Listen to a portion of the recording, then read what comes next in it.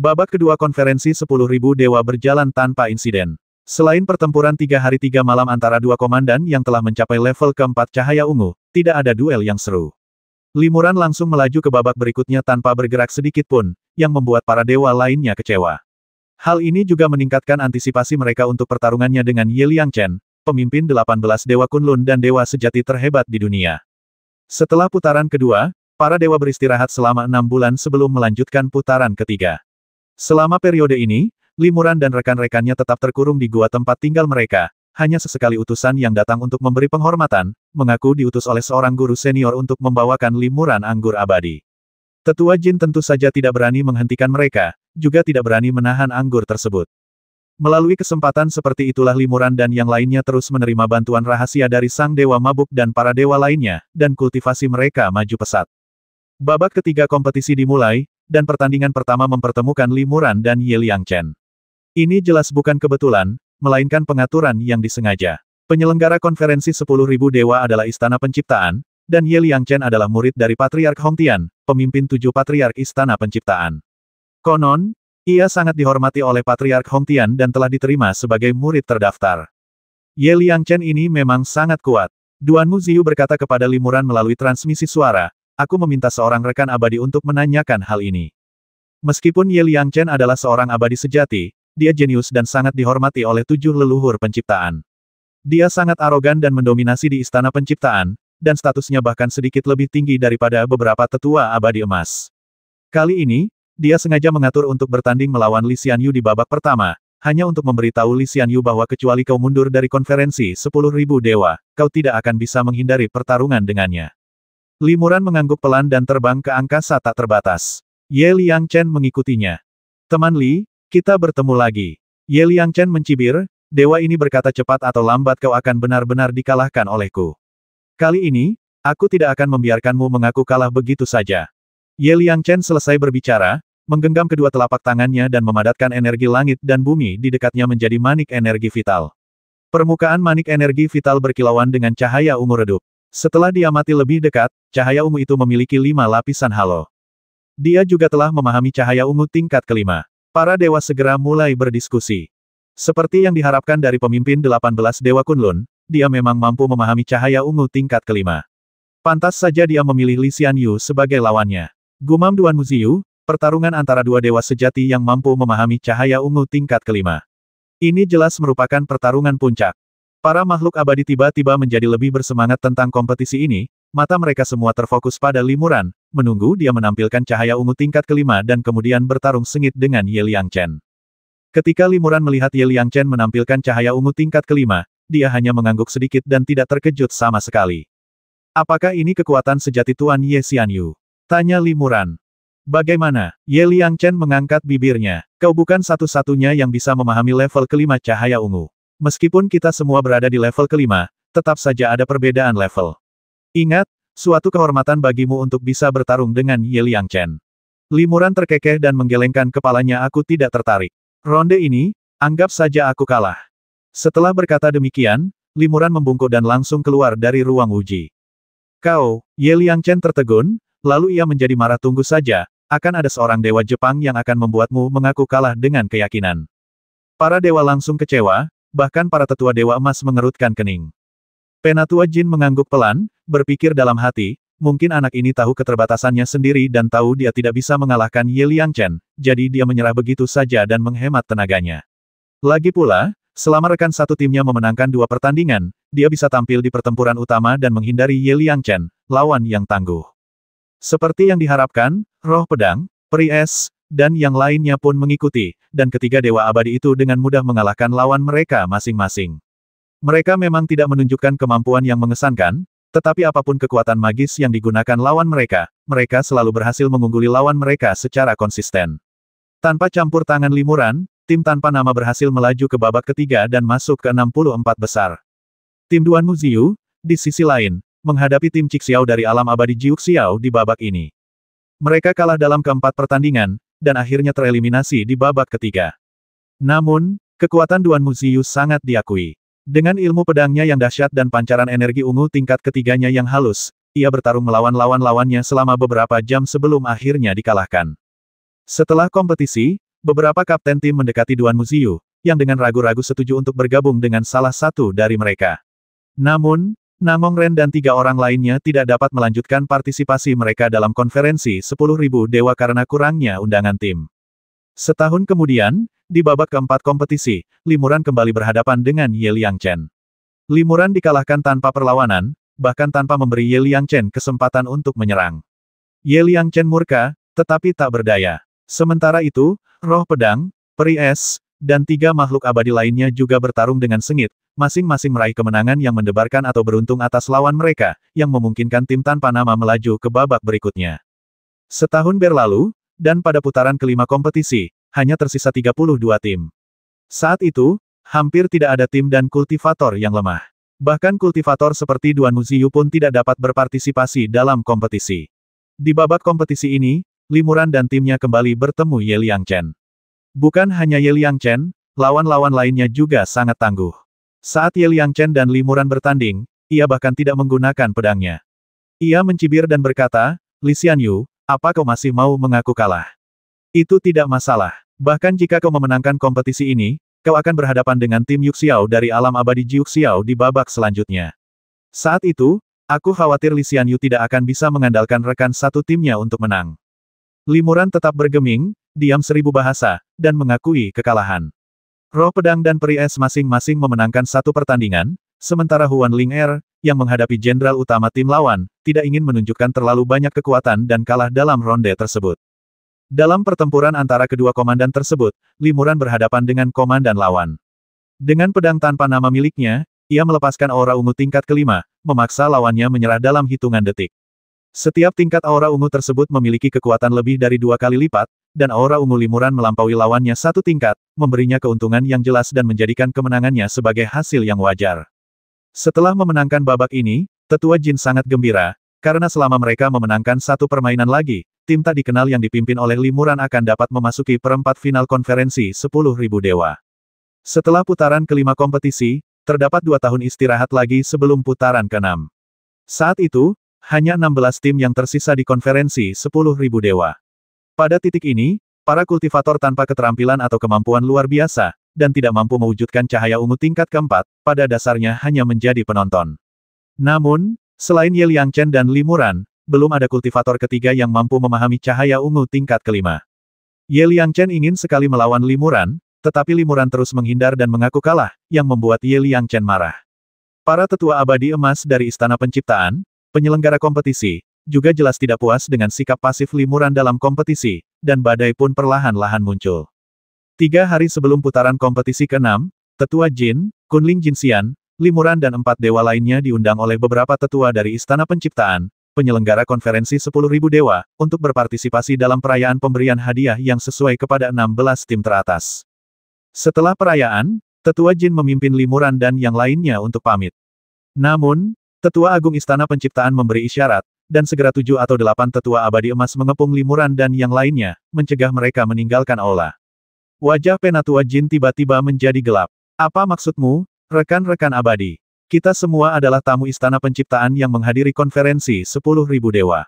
Ini bukan cara yang tepat untuk memperlakukan tamu." Tetua Agung tertawa terbahak-bahak dan berkata, "Tidak, tidak, hanya saja perayaan hari ini memiliki sesuatu yang istimewa. Sejak konferensi 10.000 dewa dimulai, semua dewa tahu betul bahwa Li Xianyu dari alam abadi Anda dan Ye Liangchen dari sekte kami adalah yang terbaik. Sayang sekali keduanya belum pernah benar-benar bertarung, yang membuat kami para dewa kecewa. Mengapa tidak memanfaatkan perayaan ini untuk mempertemukan kedua dewa ini? Tidak masalah siapa yang menang, biarkan saja para dewa menikmati pemandangannya. Bagaimana menurutmu?" Nada bicara tetua itu terdengar seperti negosiasi, tetapi tanpa menunggu persetujuan Limuran dan yang lainnya, ia melambaikan tangannya, dan seketika 3 tetua abadi emas menahan roh pedang, peri es, dan Huan Ling. Ketiga peri itu tidak berani mengungkapkan identitas mereka dan tidak melawan. Tetua Agung memanggil ruang tak terbatas yang lebih kecil dan menempatkannya di tengah aula. Tetua Jin, yang geram tetapi tak mampu mengungkapkan amarahnya, setuju dengan senyum lebar dan mengirim pesan kepada Limuran, "Teman Li, Ye Liangchen memang sangat kuat. Bertukarlah beberapa jurus dengannya dan kabulkan keinginannya. Istana Penciptaan adalah kekuatan terdepan di alam abadi, jangan ganggu mereka." Bahkan Penatua Jin pun tak berani melawan, dan para dewa lainnya yang ikut merayakan pun mundur ke pinggir, bersuka cita dan siap menonton. Istana penciptaan jelas-jelas menindas para tamu dan bertindak angkuh, namun tak seorang pun dewa berani menegur mereka. Pada saat ini, Ye Liangchen terbang ke aula dengan angkuh. Ia mencibir limuran, lalu terbang langsung ke angkasa tanpa menoleh ke belakang. Limuran mengerutkan kening dan terbang ke ruang angkasa yang tak terbatas. Ye Liangchen tersenyum dan dengan bangga mengirim pesan suara kepada limuran, Li Xianyu, kau menolak bersulang. Jika kau benar-benar kalah dariku di konferensi 10.000 dewa, itu tidak masalah. Tapi hari ini, itu tidak akan semudah itu. Kau harus menerima 3 jurusku. Jika kau gagal menerima 1 jurus pun, salah satu dari 3 rekanmu akan dihukum berat karena tidak menghormati para tetua kita. Mereka tidak hanya akan kehilangan nyawa, tetapi juga akan terluka parah dan tidak dapat berpartisipasi dalam ronde ke-6 kompetisi. Dan jika kau terus mengaku kalah tanpa melakukan 1 jurus pun, ketiga rekanmu akan mati di sini. Limuran mengerutkan kening ketika mendengar ini. Apakah ini yang ingin kamu katakan hari ini? Haha, Ye Liangchen tertawa terbahak-bahak dan berkata dengan bangga, jangan salahkan aku karena bertindak terlalu jauh. Aku sudah memperingatkanmu sejak lama untuk tidak memaksaku menggunakan kekuatanku. Kalau tidak, bahkan jika ada 100 limuran, mereka semua akan menjadi abu. Setelah tawanya mereda, Ye Liangchen mengeluarkan pedang berkualitas harta karun abadi Xiantian, mengarahkannya ke limuran, dan berteriak, silakan. Dewa ini ingin melihat hari ini apakah kau berbakat tersembunyi atau pengecut yang tidak berani melawanku. Ketika Ye Liangchen mengucapkan 4 kata pengecut, para dewa tertawa terbahak-bahak. Tidak ada yang lucu sama sekali. Jelas sekali itu hanya untuk membuat limuran kesal. Limuran tetap tenang dan hanya menatap pedang ajaib di tangan Ye Liangchen. Pedang ini tidak hanya berkualitas sangat tinggi, tetapi juga mengeluarkan raungan naga samar dari bilahnya, menjadikannya pedang raungan naga. Menurut legenda, suara auman naga ini hanya dapat dihasilkan ketika naga asli dibasmi saat pedang diasah. Ye Liangchen mengayunkan pedangnya ke udara, dan sejumlah besar energi langit dan bumi langsung berkumpul di pedang itu, membentuk lapisan cahaya ungu redup. Setelah diamati lebih dekat, cahaya ungu ini ternyata adalah lapisan energi ungu kelima. Bahkan sebelum pedang itu ditebas, para dewa kembali memuji. Terutama para dewa yang ingin menyenangkan istana penciptaan dan Ye Liangchen, pujian mereka dilebih-lebihkan. Bibir Ye Liangchen sedikit melengkung, dan ia tampak sangat menikmati pujian tersebut. Ia mengarahkan ujung pedangnya langsung ke limuran, menunjukkan sedikit rasa jijik. Ini bukan kompetisi di konferensi 10.000 dewa. Bahkan jika kau mengaku kalah, aku akan menghancurkan setengah dari kultivasimu. Kata Ye Liangchen dingin. Hati Penatua Jin tiba-tiba mencelos. Ia buru-buru berkata, Ye Abadi, tolong berbelas kasihlah. Bagaimana mungkin Li Abadi bisa menjadi lawanmu? Sekalipun ia mengerahkan seluruh kekuatannya, ia tetap tak mampu menahan 3 tebasan pedangmu. Tanyakan saja pada para dewa sejati di dunia, siapa yang sanggup menahan 3 tebasan pedangmu. Ye Liangchen mendengus dingin. Kalau mau menyalahkan orang, salahkan saja dia. Aku sudah memberinya kesempatan, dia yang minta. Kau yang meminta ini, teriak limuran tiba-tiba. Ia meraih udara, kilatan cahaya pedang muncul, dan ia menggenggam pedang tanpa nama itu di tangannya. Dia mengayunkan pedang abadi, dan tiba-tiba energi langit dan bumi berubah menjadi ribuan sinar ungu, yang melekat pada pedang tak bernama itu dan menebas ke arah Ye Liangchen bersama cahaya pedang yang ditebasnya. Saat pedang ini ditebas, muncul ribuan cahaya pedang, dan momentumnya sungguh menakjubkan. Ye Liangchen terkejut. Ia mengayunkan pedang di tangannya dengan liar. Dalam sekejap, energi pedang melonjak dan berubah menjadi badai, menuju ribuan cahaya pedang limuran. Badai ini juga sangat kuat, dan juga terhubung dengan lapisan kelima cahaya ungu, tetapi setelah bertemu dengan cahaya pedang, badai itu rentan dan langsung runtuh. Dalam sekejap, semua pedang berjadewa dan langsung menebas lengan Ye Liangchen yang memegang pedang, jubah Tao, dan baju zirahnya hingga berkeping-keping. Pada saat yang sama, limuran dan pedangnya telah menusuk di depan Ye Liangchen, dan pedang tanpa nama itu telah mencapai leher Ye Liangchen. Pedang itu langsung menyerang, dan Ye Liangchen hampir tak berdaya melawan. Salah satu lengannya patah, dan seluruh tubuhnya dipenuhi bekas pedang yang dangkal. Ia tampak sangat menyedihkan. Para makhluk abadi terkejut. Setelah hening sejenak, seseorang akhirnya berseru, sepertinya itu cahaya ungu tingkat ke-6 tadi. Memang lantai 6. Kalau tidak, bagaimana mungkin rekan abadi Ye begitu rentan? Gumam seorang abadi. Ia masih terguncang hebat dan tidak ragu sedikit pun dalam kata-katanya. Limuran mengalahkan Ye Liangchen tanpa diragukan lagi hanya dengan satu gerakan, dan limuran jelas menunjukkan belas kasihan, jika tidak, ribuan cahaya pedang tidak hanya akan memotong jubah dan baju zirah Tao Ye Liangchen, tetapi juga menghancurkan tubuh abadinya, dan bahkan jiwanya mungkin tidak akan memiliki kesempatan untuk bertahan hidup. Yang abadi ini, Ye Liangchen ingin mengatakan sesuatu, tetapi dia merasakan hawa dingin dari pedang tak bernama di lehernya dan tidak berani bergerak. Kau cari masalah, teriak limuran dingin, dewa ini tak mau melawanmu karena kau tak layak menerima seranganku. Ingat, di hadapanku, limuran, kau hanyalah badut yang melompat-lompat. Dewa ini ingin membasmimu sebentar lagi. Dewa ini sudah berkali-kali menoleransimu. Mulai sekarang, kau harus menghilang dari hadapanku dengan patuh, atau biarkan para tetua istana keberuntungan bertindak dan membasmiku bersama-sama, meninggalkan istana keberuntungan dengan aib abadi karena menindas yang lemah. Benar sekali, tetua Jin tersadar dari keterkejutannya. Pikirannya berpacu, dan ia berkata dengan lantang, istana keberuntungan harus memusnahkan kita semua dan membungkam kita, atau jangan pernah lagi menyinggung kejadian hari ini. Sahabat abadi Li sudah cukup menghormati sahabat abadi Ye. Jika istana keberuntungan terus bertindak terlalu jauh, para makhluk abadi akan tahu pasti apa yang benar dan salah. Para tetua istana penciptaan tiba-tiba merasa sangat malu. Meskipun mereka mengendalikan peri es dan 3 orang lainnya, limuran memegang kendali atas hidup dan mati Ye Liangchen di tangannya, dan ada juga banyak peri dari kekuatan lain yang menyaksikannya. Kecuali seluruh 16 tim teratas konferensi 10.000 dewa dihancurkan dan dibungkam, skandal ini pasti akan menyebar, dan segera mengamuk di seluruh alam abadi. Jika mereka dibungkam, itu akan menjadi peristiwa dahsyat yang akan mengguncang seluruh alam abadi, dan para tetua abadi emas ini sama sekali tidak akan mampu memikul tanggung jawab tersebut. Untuk memulihkan reputasi mereka, Istana Penciptaan niscaya akan memilih untuk menyalahkan para tetua abadi emas ini, menanggung beban bencana dan mengorbankan mereka. Tetua Agung Istana Penciptaan langsung terkejut dan panik. Awalnya, ia berniat memanfaatkan kesempatan ini untuk mencoreng reputasi limuran dan, omong-omong, meningkatkan gengsi Istana Penciptaan dan Ye Liangchen. Dalam konferensi 10.000 dewa sebelumnya, para kultivator Istana Penciptaan selalu memimpin. Kali ini, limuran muncul, berdiri sejajar dengan Ye Liangchen, yang membuat Tetua Agung sangat kesal. Ia tak pernah menyangka situasinya akan menjadi seperti ini. Ia telah membuat Istana Penciptaan kehilangan argumen dan reputasinya, membuat mereka benar-benar dipermalukan. Lepaskan temanku, teriak limuran pelan, lalu dengan ringan mengarahkan pedang tanpa nama di tangannya. Cahaya dingin menyambar, dan lengan Ye Liangchen yang lain pun terpotong oleh cahaya pedang itu. Beberapa tetua Istana Penciptaan ragu-ragu.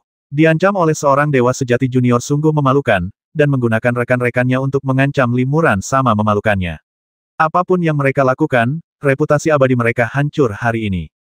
Pada saat yang canggung ini, suara seorang lelaki tua tiba-tiba terdengar mengapa kamu tidak membiarkan dia pergi. Segera setelah itu, seberkas cahaya abadi turun dari langit dan jatuh ke aula, berubah menjadi hantu, yang merupakan inkarnasi dari Patriark Xuantian, salah satu dari 7 leluhur penciptaan. Kalian para tetua berani sekali melakukan sesuatu yang memalukan bagi sekte kami. Inkarnasi Patriark Xuantian menunjukkan ekspresi yang sangat muram di wajahnya. Aku tahu aku salah, mohon berbaik hatilah padaku, leluhur. Beberapa tetua Istana Penciptaan segera melepaskan peri es dan yang lainnya, masing-masing dengan ekspresi muram di wajah mereka. Avatar Patriark Xuantian berbicara dengan lantang kepada para dewa, ini skandal di dalam sekte kami. Saya mohon kalian semua untuk berbaik hati kepada saya dan tidak menyebarkan berita ini. Rekan Dewa Li, tolong ampuni sahabat muda Ye. Meskipun dia bersalah, bagaimanapun juga dia adalah anggota sekte kami, dan kami akan menghukumnya. Ya, limuran menarik kembali pedangnya yang tak bernama dan berkata dingin kepada Ye Liangchen, ingat, mulai sekarang, ketika kau mendengar nama limuran, minggirlah dan jangan muncul di hadapanku. Kalau tidak, aku akan mempermalukanmu setiap kali melihatmu. Ye Liangchen menundukkan kepalanya dan tidak mengatakan apapun, tidak berani membantah. Avatar Patriark Xuantian tersenyum tipis dan berkata, Li Xianyu memang sangat mendominasi. Namun, dengan kekuatan Li Xianyu, dia memang pantas untuk begitu mendominasi di hadapan para kultivator setingkat. Aku pernah mengundang Li Xianyu untuk menjadi muridku karena frustrasi, tetapi Li Xianyu tidak menanggapi. Hari ini, aku ingin mengenang masa lalu dan berniat menerima Li Xianyu sebagai murid terdaftar. Kira-kira apa pendapat Li Xianyu? Limuran berkata, terima kasih atas apresiasimu, senior. Namun, aku belum mencapai tahap keabadian emas, jadi bagaimana aku bisa memenuhi syarat untuk menjadi murid yang mulia keabadian surgawi? Aku akan pergi menemuimu setelah aku mencapai kesuksesan dalam kultivasiku. Kata-kata ini hanyalah penolakan yang sopan, dan Patriark Xuantian tentu saja mengerti. Ia mengangguk sedikit dan tidak mengatakan apa-apa lagi. Kami juga salah dalam kejadian hari ini. Itu hanya kesalahpahaman. Kuharap kalian para makhluk abadi tidak mempermasalahkannya. Biarkan masalah ini berlalu begitu saja dan jangan menyimpan dendam. Tetua Jin mencoba meredakan suasana, lalu membawa Limuran dan yang lainnya pergi. Para dewa lainnya juga mengundurkan diri. Tinggal di sini lebih lama lagi berarti menyaksikan perilaku memalukan istana keberuntungan. Para dewa merasa gelisah dan ingin pergi. Patriark Xuantian memperhatikan Limuran pergi, memperhatikan sosoknya yang menghilang dengan senyum tipis, matanya penuh makna yang dalam. Terima kasih, Dewa Abadi, atas pertolonganmu. Ye Liangchen menarik kembali tangannya, mengenakan pakaiannya, dan dengan hormat memberi hormat kepada inkarnasi Patriark Xuantian. Kalau kau tidak sekuat yang lain, wajar saja kau akan dipermalukan seperti ini. Patriark Xuantian mendengus dingin. Ia tidak menghukum Ye Liangchen, tetapi hanya berkata, kau murid terdaftar kakak senior Hong Tian. Kau sendiri yang harus menjelaskan masalah ini kepadanya. Namun, mulai sekarang, kau tidak boleh ikut campur dalam urusan Li Xianyu. Kalau tidak, jangan salahkan aku karena menghukummu dengan berat. Ya, aku tidak berani. Ye Liangchen setuju, tampak sangat tertekan. Beberapa hari kemudian, babak ke-6 kompetisi dimulai. Kali ini, Limuran tidak bertemu Ye Liangchen lagi. 16 tim teratas telah menyaksikan Limuran mempermalukan Ye Liangchen dan tentu saja mengerti alasannya. Beberapa pemain abadi, yang tidak menyadari situasi tersebut, berasumsi bahwa Ye Liangchen tidak tertarik melawan Limuran, yang selalu menghindari pertarungan dan mengaku kalah. Menariknya, lawan Limuran menyerah hanya setelah bertukar pukulan singkat. Mungkin ia takut Limuran akan mempermalukannya di depan semua makhluk abadi, sama seperti ia telah mempermalukan Ye Liangchen. Bahkan seorang makhluk abadi sejati pun akan merasa tak tertahankan, dan itu bisa dengan mudah berkembang menjadi obsesi mental yang berkepanjangan. Mengetahui bahwa ia bukan tandingan Limuran, ia memutuskan untuk menyerah secepat mungkin. Oleh karena itu, pada ronde ke-6, meskipun Peri Es dan Roh Pedang sama-sama menghemat tenaga dan masing-masing kalah satu kali, berkat kemenangan Limuran dalam pertempuran umum utama tanpa perlawanan, tim tanpa nama tetap memenangkan kompetisi dan masuk ke babak perempat final. Dari 8 tim di perempat final, 5 berasal dari alam abadi Jiuxiao, sementara 3 lainnya adalah tim Wuming, tim Cheng Feng, dan tim Tenglong dari alam abadi Tianlong. Setelah mencapai perempat final, hadiah untuk setiap babak kemajuan sangat berlimpah, termasuk banyak harta karun yang bahkan akan membuat iri para tetua abadi emas. Khususnya, kapten tim yang memenangkan juara pertama akan menerima harta karun abadi bawaan berkualitas tinggi, yang tak diragukan lagi merupakan kesempatan besar bagi semua dewa sejati. Secara umum, harta karun abadi yang digunakan oleh dewa sejati adalah harta karun abadi yang diperoleh, karena dewa sejati biasa tidak dapat sepenuhnya melepaskan kekuatan harta karun abadi bawaan. Namun, memenangkan kejuaraan di konferensi 10.000 dewa berarti mereka adalah dewa sejati nomor 1 di dunia dan secara alami memiliki kemampuan untuk memanipulasi harta karun abadi bawaan. 5 tahun telah berlalu sejak ronde ke-6, dan perempat final ronde ke-7 akhirnya akan segera dimulai. Secara umum, konferensi 10.000 dewa baru benar-benar mencapai klimaksnya pada titik ini, dengan hampir setiap pertarungan merupakan pertarungan puncak. Hampir setiap dari 32 dewa sejati yang naik ke panggung memiliki kekuatan unik mereka sendiri. Masing-masing telah mengembangkan dao mereka hingga tingkat yang sangat tinggi. Hari ini adalah hari pertama perempat final, sekaligus hari di mana 8 tim diundi untuk menentukan lawan mereka. Duan Muziu dan beberapa dewa sejati lainnya datang lebih awal ke rumah abadi Limuran untuk berkunjung dan mengundang Limuran dan yang lainnya untuk menghadiri konferensi 10.000 dewa bersama. Duan Muziu mengaktifkan jimat transmisi suara dan mengirimkannya ke kediaman abadi Limuran, lalu menunggu di luar kediaman abadi tersebut. Ia menunggu selama 1 jam penuh, tetapi tidak mendapat respons. Mungkin aku datang terlalu cepat. Duan Muziu tersenyum tipis dan terus menunggu. Para dewa lainnya mengangguk, tidak berani mengirim jimat lagi untuk mendesaknya. Tanpa diduga, para dewa menunggu beberapa jam lagi, tetapi masih belum mendapat jawaban. Pada saat itu, beberapa tetua dari Istana Penciptaan terbang mendekat dan berteriak, Li Xianyu dan para dewa lainnya dari tim tanpa nama, mengapa kalian tidak datang untuk berpartisipasi dalam upacara pengundian? Jika kalian menunggu sampai hari ini, kalian akan dianggap kalah. Duan Muziu buru-buru berkata, jangan khawatir, para senior. Li Xianyu dan yang lainnya pasti mendapat masalah dan tidak bisa pergi. Aku akan pergi dan bertanya kepada mereka. Duan Muziu kemudian mengirimkan pesan transmisi suara lain untuk menjelaskan situasinya. Setelah tidak menerima respons dari balik dupa, para tetua Istana Penciptaan kehilangan kesabaran dan menyerang bersama, melanggar batasan rumah abadi dan memasuki gua.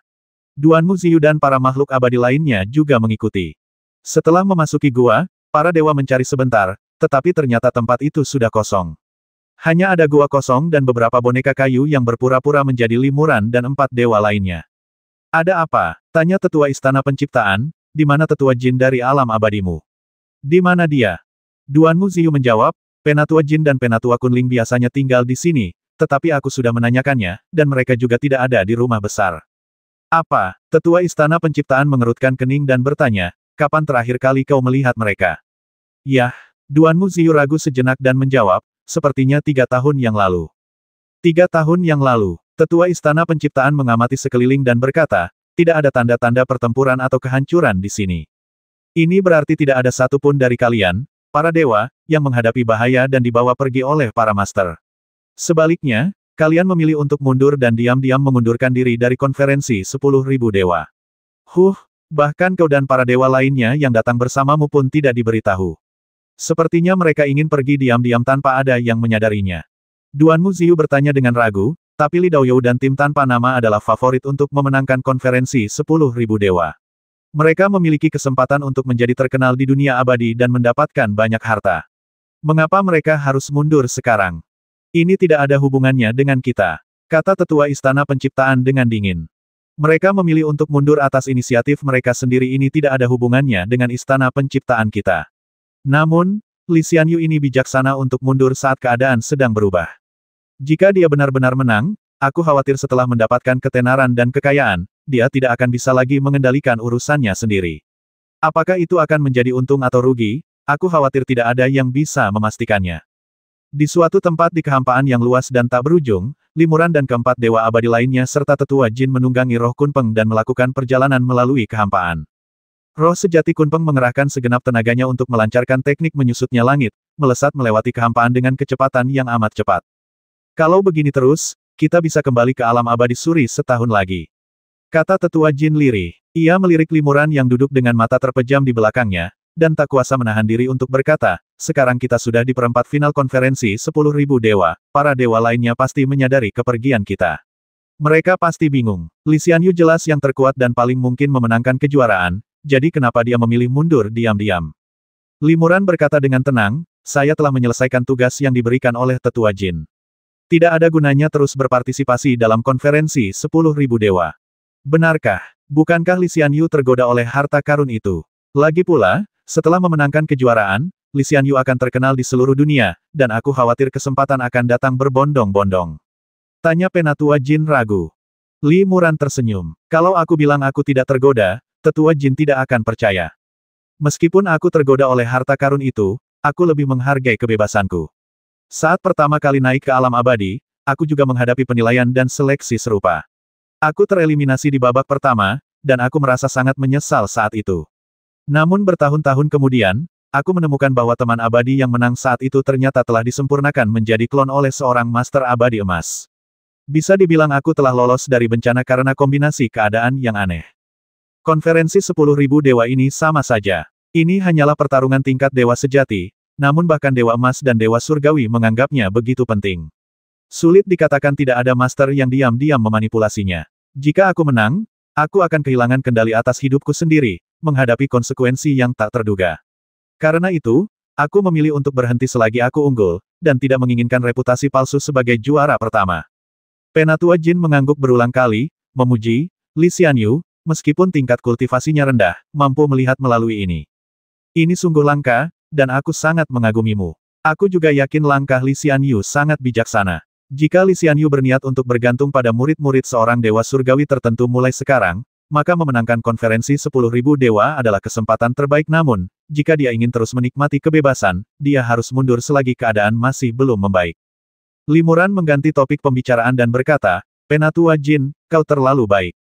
Aku hanya mengikuti perjanjian. Sekarang setelah aku menyelesaikan instruksi Penatua Jin, berhasil masuk 8 besar konferensi 10.000 dewa, dan menyerahkan harta hadiah kepada Penatua Jin, bukankah seharusnya Penatua Jin juga memenuhi perjanjian awal dan memberitahuku identitas Penatua Abadi Serangga? Penatua Jin tertawa terbahak-bahak dan berkata, Li Xianyu, kenapa repot-repot? Aku sudah mengajarkanmu metode pemurnian darah suci Ibel Surgawi. Setelah kau menyempurnakannya, aku akan mengungkapkan identitas Penatua Serangga Abadi kepadamu. Ngomong-ngomong, kita masih punya waktu sekitar 1 tahun lagi untuk mencapai alam suri Xianyu. Dengan pemahaman Li Xianyu, kau seharusnya punya cukup waktu untuk menyempurnakan darah suci Ibel Surgawi sebelum mencapai alam suri Xianyu. Setelah kau menyempurnakan darah suci Ibel Surgawi, kau akan menjadi salah satu dari kami. Tentu saja, aku akan memberitahumu semua yang kutahu. Limuran mengangguk dan tidak mengatakan apa-apa lagi. Suatu hari, beberapa bulan kemudian, para dewa masih berkelana melintasi kehampaan yang tak berujung. Limuran, yang sedang bermeditasi dengan mata tertutup, tiba-tiba merasakan darahnya mendidih. Energinya melonjak, auranya menjadi sangat ganas, dan ekspresinya berubah menjadi kepedihan yang mendalam. Rekan Taois Li, peri es terkejut dan ingin merapal mantra untuk membantu Limuran menekan aliran darah yang deras di tubuhnya. Tidak apa-apa, Tetua Jin langsung berkata, rekan abadi Li sedang memurnikan darah suci Ibel Surgawi. Ini wajar saja. Sesaat kemudian, Limuran tiba-tiba terbelah menjadi 3 hantu, 3 makhluk murni dari teknik satu ki bertransformasi menjadi 3 makhluk murni. Ketiga makhluk murni ini masing-masing diselimuti lapisan kabut darah yang menyala-nyala.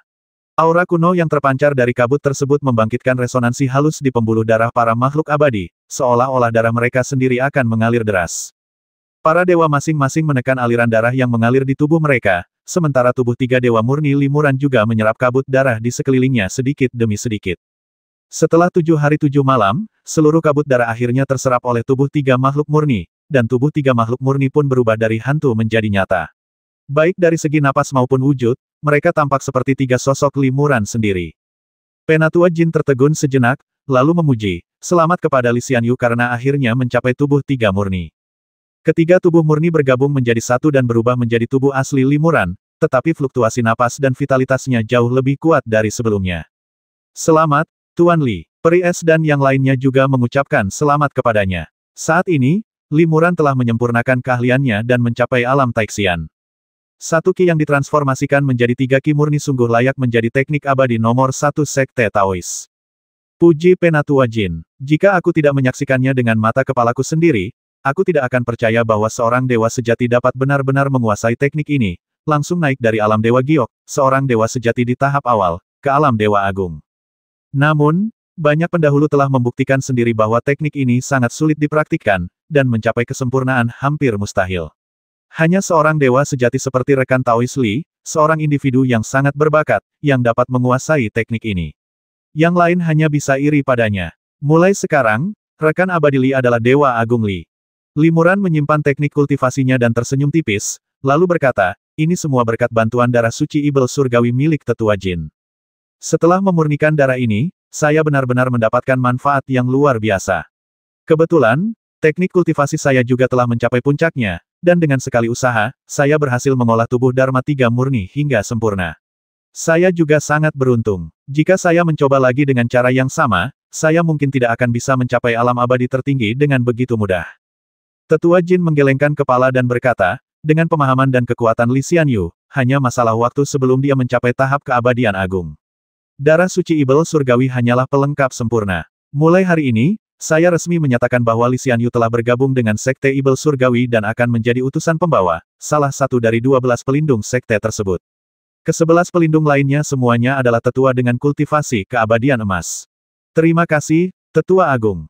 Limuran tersenyum tipis lalu mengganti sapaannya. Ia menunjuk peri es dan yang lainnya, lalu berkata, teman-teman abadi ini semuanya adalah rekanku. Mereka telah bersamaku dalam suka dan duka. Kuharap Tetua Agung mengizinkan mereka bergabung dengan sekte kita. Tentu saja, Tetua Jin langsung setuju. Teman-teman abadi ini untuk sementara akan melayani di bawah Guru Abadi Li. Jika mereka dapat memberikan kontribusi besar bagi sekte kita di masa depan, mereka akan memiliki kesempatan untuk menjadi utusan kita dan menerima imbalan yang berlimpah. Aku tidak membawa lebih banyak darah suci Ibel Surgawi. Setelah kita kembali ke alam abadi suri, kita akan segera pergi ke markas sekte Ibel Surgawi. Pada saat itu, aku sendiri yang akan memimpin upacara inisiasi untuk teman-teman abadi ini dan membaptis mereka dengan darah suci Ibel Surgawi. Ya, terima kasih, Tetua Agung. Peri es dan yang lainnya setuju serempak. Tetua Jin tertawa dan mengangguk puas berulang kali. Sebelum Limuran sempat bertanya, Tetua Jin mengambil inisiatif untuk berkata, Li Taixian, sejujurnya, Tetua abadi serangga yang kau cari tidak lain adalah Tetua Kalajengking, salah satu dari 6 tetua pelindung sekte kami. Penatua pelindung. Hati Limuran tergerak, dan ia bertanya, apakah posisi 6 pelindung lebih tinggi daripada 12 utusan? Tetua Jin mengangguk pelan. Pemimpin sekte kami adalah Ibel Surgawi. Di bawah Santo Ibel Surgawi, terdapat 6 pelindung Dharma, 12 utusan, 108 kepala aula, dan 3.600 jurumudi. Kami memiliki lebih dari 100.000 pengikut. Saya adalah tetua pelindung Dharma Agung, kepala 6 pelindung Dharma. Saya tidak melebih-lebihkan ketika mengatakan bahwa di alam abadi suri, di dalam penghalang istana abadi, kekuatan sekte kami tidak dapat menandingi istana abadi dan klan-klan besar. Namun, di alam abadi liar di luar penghalang, kekuatan sekte kami dominan dan cukup kuat untuk menyaingi istana abadi. Kultus Ibel Langit pasti punya kemampuan luar biasa untuk mengumpulkan pengikut sebanyak ini. Kata Limuran, tapi, bukankah Istana Langit sedang menyelidiki ini dengan sangat ketat? Bagaimana mungkin kultus Ibel Langit bisa mengembangkan pengaruh sebesar itu tepat di bawah pengawasan Istana Langit? Tetua Jin tertawa terbahak-bahak, sekte kami punya cara tersendiri untuk bertahan hidup. Bahkan, banyak tetua dan utusan kami juga memegang posisi tetua di Istana Abadi atau klan bangsawan besar, sehingga operasional sekte kami sangat mudah. Tanda tanya. Lebih lanjut, manfaat memurnikan darah suci Ibel Surgawi sangat jelas, dan para makhluk abadi, yang mencari peluang, bersedia bergabung dengan sekte kami. Lebih lanjut, banyak kultivator tingkat atas yang naik ke alam abadi liar, serta para kultivator yang secara tidak sengaja bertemu dengan anggota sekte kami saat berlatih di sana, seringkali akhirnya memilih untuk bergabung dengan sekte kami. Li Taixian, dengan statusnya sebagai pembawa keberuntungan, mampu memimpin para makhluk abadi dan menjadi salah satu tokoh paling berpengaruh di alam abadi suri. Limuran mengangguk diam-diam dan berkata lembut, jika aku punya kesempatan, aku pasti akan mengunjungi tetua Kalajengking untuk berterima kasih atas kebaikannya. Penatua Jin tersenyum dan berkata, Li Taixian, jangan terlalu khawatir. Penatua Xie biasanya begitu misterius sehingga bahkan aku tidak tahu teknik sihir apa yang dia praktikkan. Dia mengajari Li Taixian seni mengubah satu energi menjadi 3 hal murni. Kemungkinan besar, dia hanya melihat bakat luar biasa Li Taixian dan menggunakannya sebagai eksperimen untuk melihat apakah ada yang benar-benar bisa mempraktikkan teknik ini. Jika dia melihat Li Taixian benar-benar menguasai teknik ini, dia mungkin akan terkejut. Limuran merasa lega. Sepertinya, seperti dugaannya dan para dewa lainnya, Zhao Wuming, tetua Kalajengking ini tidak berani mengungkapkan penemuannya tentang 13 dewa kiamat dan artefak mereka, karena takut ia akan menemui ajalnya sendiri. Seorang tetua abadi emas, setelah menemukan rahasia para dewa surgawi, tentu saja harus bertindak sangat rahasia. Jika identitasnya terbongkar, kematiannya sudah di ambang pintu. Namun, tetua Kalajengking ini mungkin tidak pernah menyangka Limuran akan menemukannya secara tidak sengaja. Lebih dari setengah tahun kemudian, para dewa akhirnya kembali ke alam abadi suri. Tetua Jin mengatur agar Limuran dan yang lainnya menunggu di sebuah istana abadi di istana abadi sementara ia sendiri melaporkan masalah tersebut kepada dewa abadi.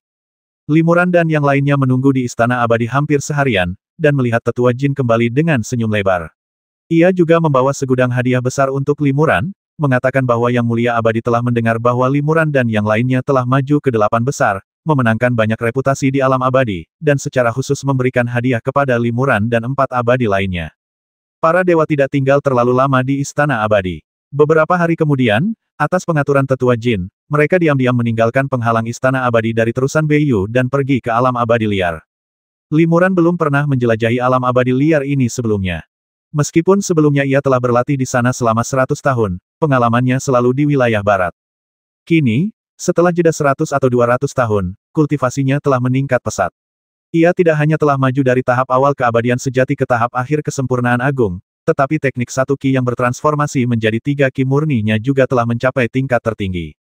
Kultivasi seni tanpa namanya juga telah mengalami kemajuan yang signifikan, dan pemahamannya tentang jalan surga telah jauh lebih mendalam. Jika Limuran bepergian ke negeri dongeng liar ini lagi saat ini, tidak akan ada banyak bahaya bahkan jika dia tidak ditemani oleh peri es dan peri lainnya. Roh sejati Kunpeng membawa para dewa dan terbang cepat di alam abadi yang liar. Gunung, sungai, dan aliran air melesat di bawah para dewa. Dalam beberapa jam, mereka telah terbang melintasi jarak jutaan mil.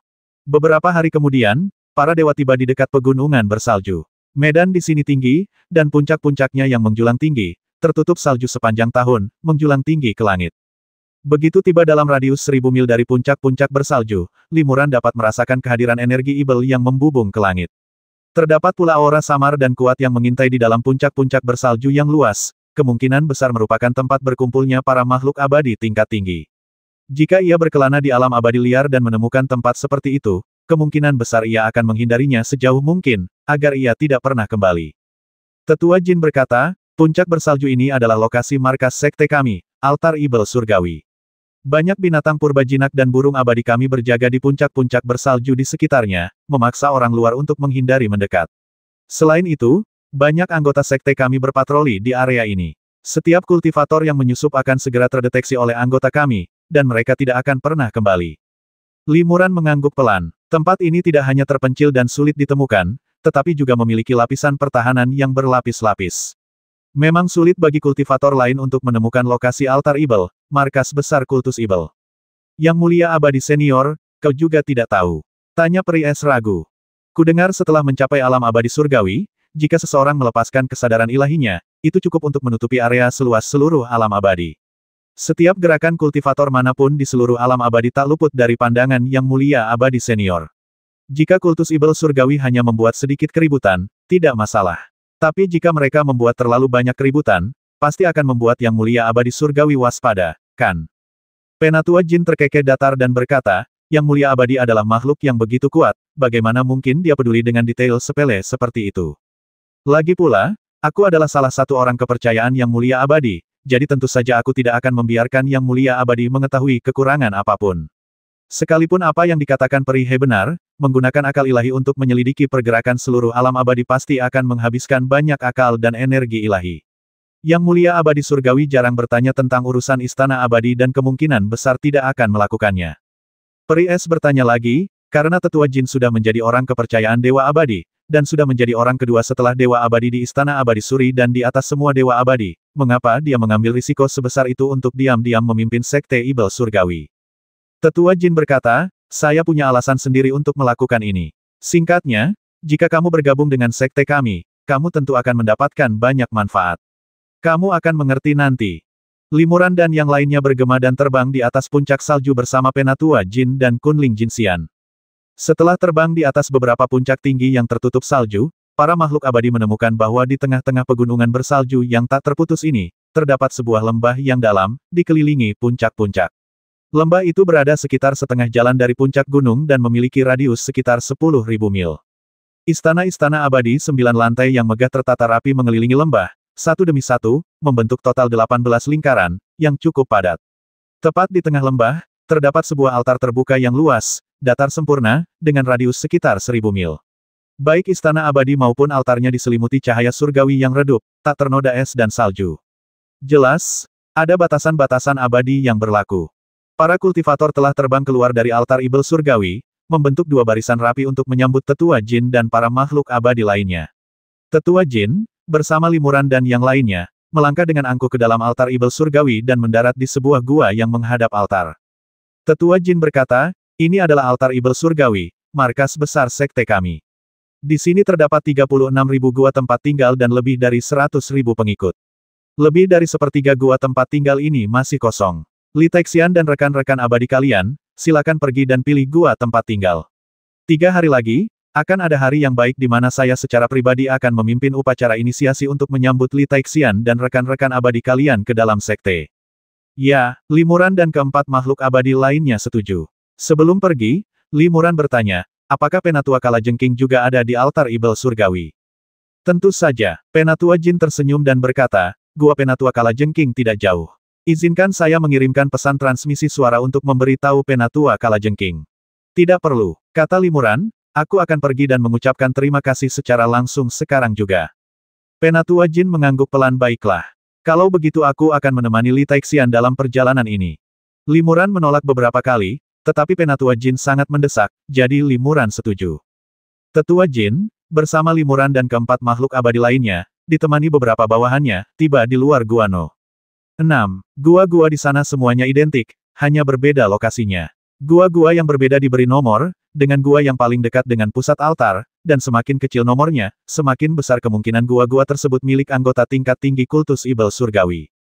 Penatua Jin tinggal di gua nomor 2, sementara Penatua Scorpion tinggal di gua nomor 6, yang menunjukkan bahwa statusnya di Sekte Setan sangat tinggi. Seorang kultivator telah memberitahu Tetua Agung bahwa dia akan datang berkunjung, jadi setelah Tetua Jin membawa para dewa ke sini, pembatasan di gua tersebut segera terbuka secara otomatis, dan seorang lelaki tua berambut putih memimpin 7 atau 8 dewa untuk menyambut mereka di luar gua. Ketika lelaki tua itu melihat Limuran, Jianling, dan yang lainnya di belakang Tetua Jin, ekspresinya sedikit berubah, tetapi segera kembali normal. Jika Limuran dan yang lainnya tidak menatapnya dengan saksama, mereka hampir tidak akan menyadarinya. Melihat perubahan ekspresi yang samar ini, Limuran mengerti apa yang sedang terjadi.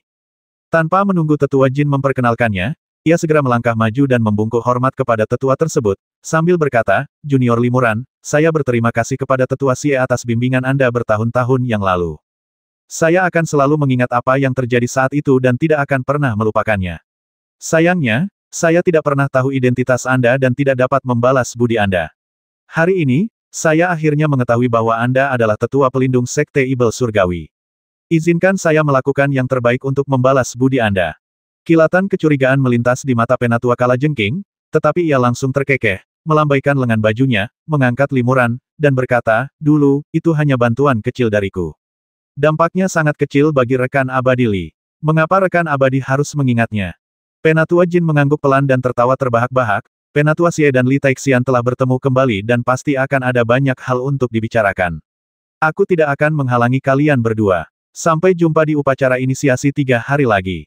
Setelah berkata demikian, tetua Jin memimpin bawahannya pergi, meninggalkan hanya 4 dewa abadi Limuran dan tetua Skorpion beserta anak buahnya. Roh pedang itu tersenyum tipis dan berkata, Penatua Kalajengking, sahabat abadi Li telah menyiapkan hadiah terima kasih. Bagaimana kalau kau biarkan aku masuk ke dalam gua dan membahasnya secara detail? Rekan abadi Li dan yang lainnya sangat sopan. Tetua Kalajengking setuju, lalu mempersilakan Limuran dan yang lainnya masuk ke dalam gua. Setelah tiba di aula resepsi, Penatua Skorpion memerintahkan bawahannya untuk menyajikan teh peri, dan kemudian membubarkan semua orang yang tidak relevan. Ketika hanya tersisa 4 dewa abadi Limuran dan Penatua Skorpion di aula, wajah Penatua Skorpion menjadi muram. Ia buru-buru membungkuk hormat kepada roh pedang dan meminta maaf, sambil berkata, saya tidak tahu identitas avatar Anda saat itu. Maaf atas kesalahan saya, mohon berbaik hati. Roh pedang itu mendengus dingin dan berkata, aku tidak menganggap remeh klon belaka. Namun, kau malah memanfaatkan kesempatan untuk memata-matai rahasia kami dan mencoba mendapatkan artefak itu. Kejahatan ini bisa dihukum mati 1000 kali. Penatua Kalajengking buru-buru berkata, Senior, tolong ampuni saya. Pengetahuan saya sangat terbatas, dan itu tidak akan banyak berpengaruh pada Anda. Lagi pula, rencana saya terbongkar, dan itu tidak mengakibatkan konsekuensi serius. Sejak saya tanpa sengaja terlibat dalam masalah ini, saya tidak bisa tidur atau makan, takut Anda suatu hari nanti akan mengetahui identitas saya. Karena alasan ini, saya secara khusus menyegel sejumlah besar serangga dan keturunannya di sebuah gua serangga tertentu. Setiap 100 tahun, saya harus memperkuat segelnya. Jika tidak, jika segelnya melemah, serangga dan keturunannya akan terbang ke seluruh dunia kultivasi abadi dan menyebarkan berita tentang identitas Anda dan artefak tersebut. Oh, roh pedang itu mencibir, kau mengancamku. Kalau aku marah dan datang sendiri, aku tidak hanya akan menyiksamu sampai mati, tapi juga menghancurkan seluruh negeri peri. Kalau begitu, keturunan serangga yang kau tinggalkan akan sia-sia, kan? Aku tidak berani. Penatua Kalajengking terkejut. Ia berkata, aku hanyalah seorang Daluo Jinxian. Kematianku bukanlah hal yang patut disayangkan. Tapi jika kau melakukan ini, pasti akan membuat makhluk surgawi lainnya waspada dan menimbulkan banyak masalah. Di mata para makhluk abadi, aku hanyalah serangga dengan beberapa mantra. Kenapa kau begitu marah? Kau benar-benar sadar diri. Ejek roh pedang itu. Jika aku membasmimu, jiwamu pasti sudah hancur, selamanya terkutuk samsara. Aku tidak akan mengirim klon untuk menghadapimu. Kau terlalu kecil ancamannya bagiku, jadi aku bisa mengampuni nyawamu untuk saat ini. Namun, mulai hari ini, kau harus melayaniku dan berada di bawah kendaliku. Kalau tidak, aku lebih suka mendapat lebih banyak masalah daripada tidak membasmimu. Mendengar keadaan membaik, Penatua Kalajengking memaksakan senyum dan berkata, ya, ya. Selama Yang Mulia Abadi bisa mengampuni nyawaku, aku akan rela melewati api dan air untukmu, melayanimu sepenuh hati. Bagus sekali. Roh pedang itu mengangguk. Kau cukup bijaksana. Ini sedikit meningkatkan kesanku padamu. Terimalah energi pedang ini. Setelah mengatakan ini, roh pedang menghunus pedang berharganya dan mengirimkan aliran energi pedang ke arah Penatua Kalajengking. Penatua Kalajengking ragu sejenak, tetapi tetap tidak bergerak, membiarkan energi pedang itu menyerangnya. Energi pedang tidak menembus jubah atau kulit Penatua Skorpion, tetapi menembus ke dalam tubuh Penatua Skorpion seperti angin tak terlihat dan tetap berada di dantiannya. Roh pedang itu berkata, ini segel energi pedang peninggalanku. Dengan tingkat kultivasimu, kau takkan mampu menghancurkannya. Jika kau mencoba menghancurkannya dengan paksa, energi pedang itu akan meluap dan menghancurkan tubuh abadimu. Junior mengerti, kata Penatua Scorpion dengan sedih, Junior akan bersumpah setia kepada semua yang mulia dan senior abadi sampai mati, dan tidak akan menyimpan sedikit pun motif egois. Kuharap kau menepati janjimu, kata roh pedang itu dingin. Kami punya urusan lain yang harus diurus, dan kami mungkin masih membutuhkan bantuanmu dalam kapasitasmu saat ini, jadi kami tidak akan membahayakan nyawamu. Namun, jika kau bertindak tidak wajar, wujud asliku dan para makhluk abadi lainnya akan segera turun. Kau tahu apa yang akan terjadi nanti? Ya, Tetua Kalajengking setuju dengan sikap yang sangat hormat. Roh pedang itu mengangguk puas dan berkata, ada yang ingin kujelaskan padamu. Ini Li Xianyu. Dia telah berlatih seni mengubah satu ki menjadi 3 ki murni. Roh pedang memberitahu Penatua Scorpion tentang limuran dan identitas mereka saat ini dan memintanya untuk bekerja sama semampunya. Semakin Penatua Kalajengking mendengarkan, semakin ia tercengang. Ia tak bisa menahan diri untuk bertanya, mengapa para dewa abadi mengirim avatar mereka untuk menyusup ke Sekte Ibel Surgawi? Aku ingin tahu apa yang terjadi. Limuran menjawab, kami sangat tertarik dengan identitas dan asal-usul Ibel Surgawi. Di saat yang sama, perilaku Tetua Agung Kultus Ibel Surgawi cukup aneh. Kami ingin tahu apa yang sedang direncanakannya. Tetua Xie adalah salah satu dari 6 tetua pelindung Kultus Ibel Surgawi. Dia pasti tahu apa yang sedang direncanakan Tetua Agung. Baiklah, ekspresi Penatua Kalajengking sedikit berubah. Setelah ragu sejenak, ia berkata, bahkan jika aku tidak memberitahumu, para yang mulia abadi lainnya akan segera tahu bahwa Sekte Ibel Surgawi selalu hanya memiliki satu prinsip kebangkitan Ibel Surgawi. Jika Penatua Agung mengambil tindakan, kemungkinan besar itu adalah persiapan untuk kebangkitan Ibel Surgawi. Membangkitkan Ibel Surgawi. Limuran terkejut dan bertanya, membangkitkan Ibel Surgawi adalah hal yang cukup besar. Bukankah kultus Ibel Surgawi takut ketahuan oleh Yang Mulia Abadi Suri dengan melakukan ini? Dan apa gunanya bagi kalian semua jika Ibel Surgawi dibangkitkan? Penatua Kalajengking berkata, konon, kekuatan magis Ibel Surgawi sangat dahsyat saat itu, dan Dewa Surgawi biasa bukanlah tandingannya. Garis keturunan Ibel Surgawi juga sangat dahsyat. Selama seseorang mendapatkan garis keturunannya, kekuatan magis dan tingkat kultivasi mereka akan langsung melonjak. Darah suci Ibel Surgawi yang telah kita murnikan, bahkan garis keturunan Ibel Surgawi yang belum terbangun, sudah dapat memberikan manfaat yang luar biasa. Setelah Ibel Surgawi dibangkitkan, garis keturunannya juga akan hidup kembali. Kemudian, kita akan menjadi pemilik garis keturunan Ibel Surgawi, dan kekuatan magis serta tingkat kultivasi kita akan meningkat pesat. Penatua Jin pernah berkata bahwa tetua Dewa Emas seperti kita bahkan mungkin memiliki kesempatan untuk memahami Dao Surgawi dan mencapai status Dewa Surgawi. Limuran mengerutkan kening. Untuk beberapa rumor yang mungkin tidak dapat diandalkan, kalian telah menghabiskan begitu banyak upaya dan mengambil risiko yang begitu besar. Apakah itu sepadan, para tetua? Penatua Kalajengking mendesah, teman Li, kau tidak tahu. Di alam abadi emas, tidak ada lagi metode kultivasi yang bisa diandalkan. Semua kultivasi bergantung pada pemahaman masing-masing.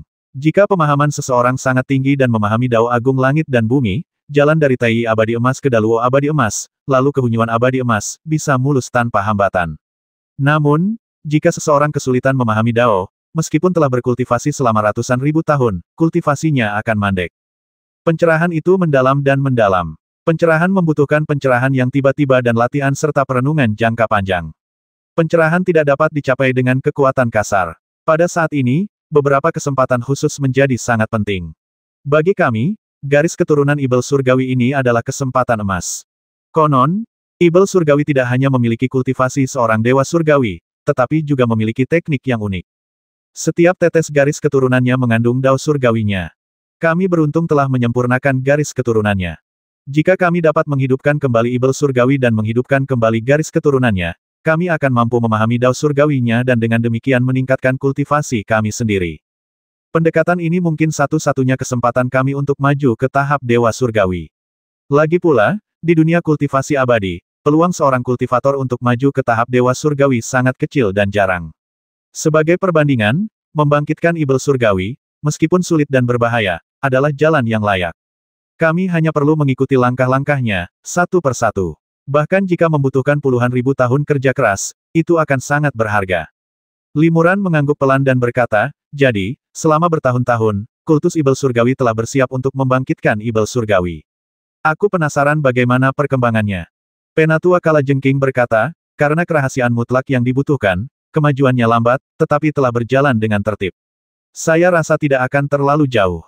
Namun, Hanya Penatua Pelindung Agung yang mengetahui perkembangan spesifiknya. Namun, ketika pengorbanan kebangkitan benar-benar dilaksanakan, semua Penatua Pelindung dan utusan pelindung dari sekte ini harus hadir. Aku mengerti. Li Muran mengangguk. Ia mengajukan beberapa pertanyaan lagi tentang kultus Ibel, lalu meninggalkan gua Penatua Kalajengking. Sebelum pergi, roh pedang itu melirik ke arah Penatua Kalajengking dan bertanya, apakah kamu telah mengembangkan teknik pedang kesatuan surga dan pedang?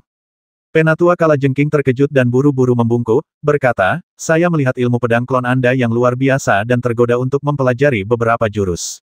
Maafkan saya tidak akan pernah mengungkapkan sedikit pun ilmu pedang ini. Roh pedang itu tersenyum tipis dan berkata, kau, seorang kultivator serangga biasa, ternyata berhasil menguasai teknik pedangku hingga tingkat yang sangat rendah. Kau cukup berbakat. Bagaimana kalau begini jika kau bisa menebus dosamu dan memberikan kontribusi yang berharga? Aku akan membuat pengecualian dan menerimamu sebagai muridku. Jika kau bisa menguasai teknik pedang itu hingga tingkat ke-6 di masa depan, aku akan menerimamu sebagai muridku. Aku memiliki 72 kultivator pedang di bawah bimbinganku, masing-masing dengan keahlian yang unik. Kuharap kau tidak mengecewakanku. Penatua Kalajengking sangat gembira mendengar hal ini dan buru-buru membungkuk berterima kasih. Roh pedang tidak hanya menyelamatkannya dari belajar ilmu pedang secara diam-diam, tetapi juga memberinya kesempatan yang begitu besar, yang membuatnya agak gembira. Roh pedang itu berkata, awalnya aku berniat melenyapkanmu dan membungkammu, tetapi melihat bahwa kau sangat cerdas, sadar diri, dan dapat kumanfaatkan, aku berubah pikiran. Dalam beberapa hari mendatang, kau akan memiliki banyak kesempatan untuk menunjukkan kesetiaanmu kepadaku. Kuharap kau akan menjaga dirimu baik-baik. Ya, aku mengerti. Aku pasti tidak akan mengecewakanmu. Jawab Penatua Kalajengking dengan hormat dan lantang, lalu secara pribadi mengantar keempat makhluk abadi itu keluar dari gua. 3 hari kemudian, Penatua Jin secara pribadi memimpin upacara inisiasi, yang memungkinkan Li Muran dan 4 dewa lainnya untuk secara resmi menerima berkat darah Ibel Surgawi dan bergabung dengan Sekte Ibel Surgawi. Di antara mereka, Li Muran dinobatkan sebagai pembawa keberuntungan, dan 3 dewa lainnya, termasuk Jian Ling, juga menerima posisi kepala aula. Karena Cheng Yunxi adalah salah satu dari 12 pelindung agama dan memiliki status tinggi, hampir semua kultivator tingkat tinggi Sekte Ibel berpartisipasi dalam upacara ini. 7 atau 8 dari 10 kultivator di atas pangkat kepala aula datang ke aula utama untuk menyaksikan proses Li Muran dan 4 makhluk abadi lainnya menerima berkah darah Ibel. Setelah serangkaian percakapan sopan dan ritual yang rumit, Penatua Jin berkata dengan suara lantang, keempat orang beriman ini, terimalah anugerah darah suci Ibel Surgawi. Terima kasih atas anugerah Raja Ibel. Li Muran dan keempat makhluk abadi lainnya menghampiri Tetua Jin dan membungkuk satu persatu. Tetua Jin bertepuk tangan 3 kali, dan 4 gadis anggun, masing-masing memegang pot kecil berwarna merah menyala, muncul dari aula belakang. Li Muran dan yang lainnya terkejut ketika melihat pot-pot itu. Panci pemurnian abadi. Pikir Li Muran dalam hati, bentuk panci kecil ini jelas meniru panci pemurnian abadi. Kultus Ibel Surgawi menggunakan panci ini untuk menampung darah Ibel Surgawi, yang berarti kultus Ibel Surgawi dan Ibel Surgawi memang berkerabat dekat dengan Yang Xian Muyi.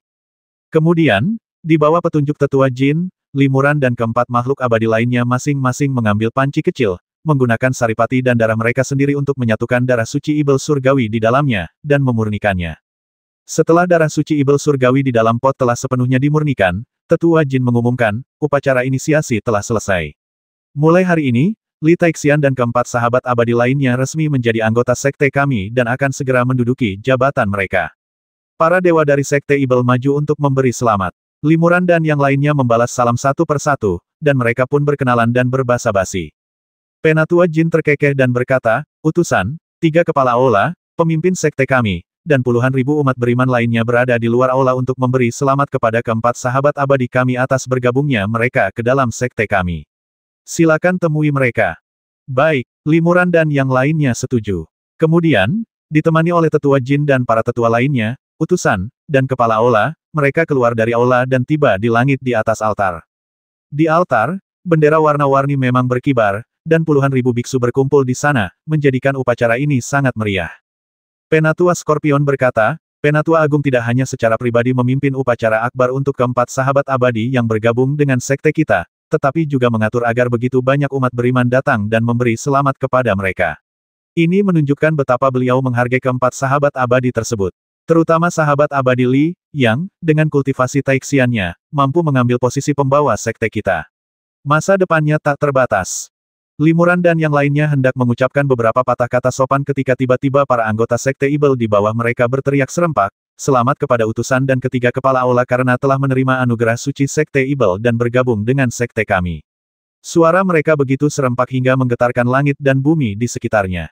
Terima kasih semuanya. Limuran dan keempat makhluk abadi lainnya menundukkan tangan dan berterima kasih kepada para kultivator di bawah mereka.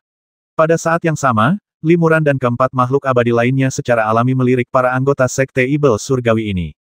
Para anggota Sekte Ibel Surgawi ini tidak diatur secara acak, melainkan tertib.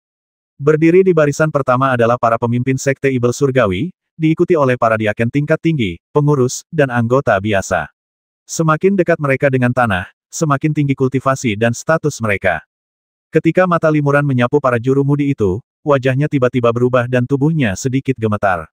Untungnya, ia tertawa beberapa kali dan mengatasi perubahan halus di tubuhnya.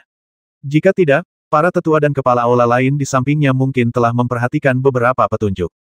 Aku sudah mencarinya kemana-mana, tapi akhirnya dia ada di sini. Gumam Limuran dalam hatinya. Orang yang dilihat Limuran adalah Huoyun. Dan ia segera menyadari bahwa Niseng juga ada di sana, dan posisinya dekat dengan Huoyun. Dilihat dari posisi mereka, Huoyun dan Niseng keduanya adalah pemimpin Sekte Tianmo, dan tingkat kultivasi mereka berdua berada pada tahap awal keabadian sejati. Mereka memang sudah lama naik ke alam abadi. Aku tak pernah menyangka mereka akan tinggal di istana abadi, tapi malah datang ke alam abadi liar dan bergabung dengan Sekte Ibel Surgawi. Pikir Limuran dalam hati. Ia masih punya banyak pertanyaan untuk Huoyun dan yang lainnya, jadi tugas terpentingnya adalah berbicara dengan mereka secara pribadi di tempat yang aman. Namun, ini adalah Sekte Ibel Surgawi. Sebagai pendeta yang baru bergabung, ia pasti akan menimbulkan kecurigaan jika ia gegabah mendekati para kapten untuk membahas masalah, jadi ia harus berhati-hati. Pikiran Limuran berubah, dan ia tersenyum. Sekte Ibel Surgawi benar-benar memiliki banyak pengikut. Setiap kapten memiliki puluhan pengikut yang melayaninya. Sayang sekali bahwa 4 dewa, meskipun memegang posisi setinggi itu, tidak memiliki bawahan. Posisi-posisi ini benar-benar hanya pekerjaan ringan. Penatua Jin tertawa terbahak-bahak dan berkata, "Saya lalai. Bagaimana kalau begini? Silakan minta utusan transportasi dan ketiga kepala aula untuk memilih bawahan mereka sendiri. Aturan sekte kami fleksibel. Saya bisa mengatur bawahan sebanyak yang diinginkan keempat sahabat abadi." Limuran mengangguk, dan setelah ragu sejenak, ia berkata, "Terima kasih, Tetua Agung. Saya seorang kultivator tingkat lanjut, dan saat saya mencari bawahan, saya berharap dapat memilih mereka dari antara para kultivator tingkat lanjut. Seperti kata pepatah, lebih baik memiliki lebih sedikit daripada yang terbaik, jadi saya tidak menginginkan terlalu banyak.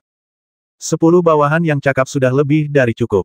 Saya harap Tetua Agung dapat mengundang para juru mudi dan kultivator tingkat lanjut di antara para kultivator tingkat tinggi untuk datang ke gua saya untuk diseleksi. Saya hanya akan mengajukan beberapa pertanyaan sederhana dan berbincang singkat dengan mereka. Tidak akan ada penilaian yang rumit, dan akan memakan waktu hampir seharian untuk menyelesaikannya. Belum lagi 10, bahkan 100 atau 1000 pun hanya soal kata-kata." Tetua Jin langsung setuju. Pada hari kedua, ratusan kultivator berkumpul di depan gua Limuran untuk seleksi. Limuran dan keempat dewa, termasuk Jianling, melakukan seleksi dan penilaian formal, mempertahankan 10 kultivator sebagai bawahannya. Tentu saja, Niseng dan Huoyun termasuk di antara mereka. Beberapa pengikut yang ditugaskan untuk melayani Limuran dan rekan-rekannya di gua juga diberhentikan olehnya. Salah seorang umat beriman datang ke gua Tetua Agung dan melaporkan kepadanya secara terperinci apa yang telah terjadi. Hanya 10 kapten dan diaken yang tersisa. Tidak ada yang istimewa dari yang lainnya. Sang Tetua Agung mengangguk pelan. "Baiklah, pilih 2 atau 3 dari 10 pengikut itu dan dekati mereka secara diam-diam. Suruh mereka tinggal bersama utusan transportasi dan anak buahnya untuk mendapatkan kepercayaan mereka. Lalu, awasi setiap gerakan mereka untukku. Jika tidak ada yang istimewa, tidak apa-apa. Tapi jika ada yang tidak biasa, segera beritahu aku." "Baik, saya akan segera mengaturnya." Orang beriman itu setuju dan kemudian mundur. Setelah Limuran menerima 10 bawahannya, ia tidak terburu-buru bertemu dengan Niseng dan yang lainnya. Sebaliknya, ia membagi 10 orang ini menjadi 2 kelompok untuk menerima ajaran darinya, sang pembawa. Niseng dan Huoyun ditempatkan di kelompok ketiga. Ketika mereka tiba di aula dalam untuk mengunjungi Limuran, Limuran meminta mereka untuk tidak banyak bicara dan segera menggunakan indera spiritualnya untuk memeriksa sekeliling dengan saksama guna memastikan tidak ada orang luar. Kemudian, ia memasang ziarah Taiking untuk menyegel aula dalam. Setelah menyelesaikan semua ini, Limuran menghela napas lega dan berkata, akhirnya, aku bertemu kalian berdua, sesama Taois. Rekan Taois Huoyun, bagaimana kalian akhirnya bergabung dengan Sekte Ibel Surgawi? Huoyun berkata, Niseng dan aku juga sangat terkejut. Kami tidak menyangka utusan transportasi yang baru diangkat adalah rekan Daois Li. Rekan Daois Li baru berada di alam abadi selama beberapa ratus tahun, jadi bagaimana kultivasinya bisa berkembang begitu pesat? Dan bagaimana dia bisa memegang posisi setinggi itu di Sekte Ibel Surgawi? Limuran berkata, ceritanya panjang, jadi sebaiknya kau jelaskan situasimu dulu. Teman-teman abadi ini semuanya terkenal dan dapat diandalkan. Kau bisa bicara terus terang tanpa tabu. Niseng mengangguk dan berkata, aku mungkin orang pertama yang tiba di alam abadi. Setelah para kultivator hantu sepertiku naik ke alam abadi, kebanyakan dari kami berakhir di sebuah tempat bernama Feng Cheng di alam abadi liar, dan aku pun demikian. Tempat itu adalah alam abadi liar dan juga salah satu cabang dari kultus Ibel Surgawi, jadi wajar saja bagiku untuk bergabung dengan kultus Ibel Surgawi. Selama beberapa ratus tahun berikutnya, aku terus berkultivasi di dalam kultus Ibel Surgawi. Selain beberapa kali meninggalkan markas untuk menjalankan misi, aku menghabiskan sebagian besar waktuku berkultivasi di dalam altar Ibel Surgawi ini. Kupikir aku cukup berhasil, telah melewati 3 kesengsaraan abadi dan maju ke alam abadi sejati dalam beberapa ratus tahun. Aku tak pernah menyangka rekan Daois Li akan lebih luar biasa lagi. Rekan Daois Li seharusnya naik lebih lambat dariku, tetapi dia sudah mencapai alam abadi agung. Aku tak pernah menyangka, setelah Huoyun, ngomong-ngomong, aku naik ke alam abadi sekitar waktu yang sama dengan rekan Daois Li. Puluhan tahun setelah rekan Daois Li, aku, tak mau ketinggalan, memilih untuk naik juga. Namun, aku kurang beruntung dan naik ke alam abadi yang liar. Berbekal pengalaman dan pengetahuanku, aku berhasil bertahan hidup di alam abadi yang liar, tapi aku tak berani bepergian. Suatu hari, lebih dari 100 tahun yang lalu, ketika saya sedang mencapai tahap keabadian sejati, suara itu begitu keras hingga mengejutkan seekor binatang abadi. Saya berada dalam bahaya besar, tetapi sekelompok anggota Sekte Ibel Surgawi yang lewat melihat dan menyelamatkan saya. Saya kemudian mengikuti mereka ke Sekte Ibel Surgawi. Kemudian, saya bertemu dengan rekan Daois Niseng di Sekte Ibel Surgawi, dan kami sering membicarakan rekan Daois Li. Kami berdua juga ingin menjelajahi penghalang istana abadi dan menemukan keberadaan rekan Daois Li, tetapi aturan Sekte Ibel Surgawi sangat ketat dan tidak mengizinkan kami, para anggota, untuk bergerak bebas. Saya juga mendengar bahwa istana abadi sedang menyelidiki Sekte Ibel Surgawi secara ketat, dan siapapun yang kedapatan memurnikan darah Ibel Surgawi akan dihukum berat. Kami tidak berani dan tidak bisa masuk ke dalam penghalang istana abadi. Begitu, Limuran mengangguk kecil. Ia berkata, namun, saya khawatir kedua rekan Tao itu belum mengatakan yang sebenarnya. Apa maksud rekan Daois Li? Huoyun tercengang. Kita saling kenal baik, dan kita semua teman lama dari alam bawah. Apakah kau sengaja menyembunyikan sesuatu? Limuran menggelengkan kepalanya dan berkata, aku tidak sengaja menyembunyikannya. Aku hanya berpikir kalian berdua memutuskan untuk bergabung dengan Sekte Ibel Surgawi begitu kalian bertemu dengannya. Pasti ada sesuatu yang lain. Kalian berdua juga telah memurnikan darah suci Ibel Surgawi. Tidakkah kalian menyadari bahwa darah itu mengandung aura khusus yang sangat kalian kenal? Huoyun terkejut dan bergumam, Dao Youli benar-benar tahu ini. Limuran berkata, aku tidak hanya tahu ada aura khusus dalam darah Ibel Surgawi, tapi aku juga tahu bahwa guru sebelumnya dari rekan Daois Huoyun kemungkinan besar adalah senior Yang Xian Muyi dan sisa jiwa dari keluarga abadi yang bergabung dengan rekan Daois Nirvana kemungkinan besar adalah sisa jiwa Kaisar Ying Xian Luoxia. Huoyun dan Niseng terkejut ketika mendengar ini dan saling berpandangan. Huoyun tak kuasa menahan diri untuk bertanya, kapan rekan Daois Li tahu semua ini? Mungkinkah kau sudah bertemu dengan teman-teman abadi guru yang lain? Limuran tersenyum tipis dan berkata, ada beberapa teman lama di sini. Saya ingin mengundang Taois Huoyun untuk bertemu mereka. Setelah mengatakan itu, Limuran bertepuk tangan 3 kali. Sesaat kemudian, roh pedang dan 3 makhluk abadi lainnya memasuki aula dalam. Ketika Huoyun melihat roh pedang, peri es, dan ketiga peri lainnya, raut wajahnya berubah drastis. Ia terkejut sekaligus gembira. Ia segera membungkuk dan berkata, peri kecil Huoyun, aku memberi hormat kepada semua makhluk abadi. Roh pedang itu dengan hati-hati memeriksa Huoyun dan bertanya, kamu memiliki aura samar Yang Xian Mu Yixian Yu. Siapa kamu? Huoyun menjawab dengan hormat, awalnya aku adalah Phoenix 5 warna, tunggangan guruku, Yang Xian. Ketika guruku meninggal, wujud asliku pun ikut musnah bersamanya. Namun, secuil jiwaku tak sengaja menyatu dengan seutas api esensi yang dikultivasikan oleh guruku, dan dengan demikian aku selamat. Aku menghabiskan puluhan ribu tahun terperangkap di ruang tertutup. Kemudian, berkat bantuan rekan Daois Li, aku dapat kembali ke dunia kultivasi abadi dengan tubuh roh apiku. Apa? Yang Xian telah jatuh. Jian Ling dan yang lainnya merasakan firasat buruk di hati mereka. Meskipun mereka sudah menduga Yin Yang dan Jin Yu berada dalam bahaya besar, mereka masih merasa sedikit kecewa ketika mendengar kabar buruk itu dari Huo Yun sendiri. Ya, Huo Yun mendesah ringan dan mengangguk putus asa. Apa sebenarnya yang terjadi di alam asal saat itu? Tolong ceritakan lebih detail, rekan awan api. Roh pedang itu berkata, tidak ada orang luar di sini. Rekan Taois Wuming juga ada di tubuh rekan Li.